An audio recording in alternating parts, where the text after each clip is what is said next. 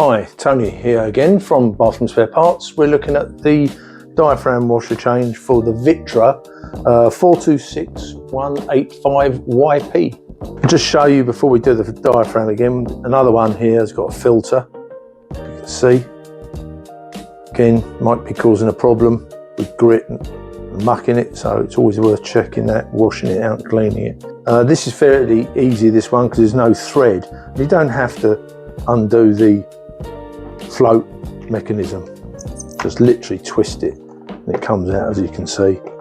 And there's the washer, simple as that. So undo that one, put that back in, and it just spins over again as it was.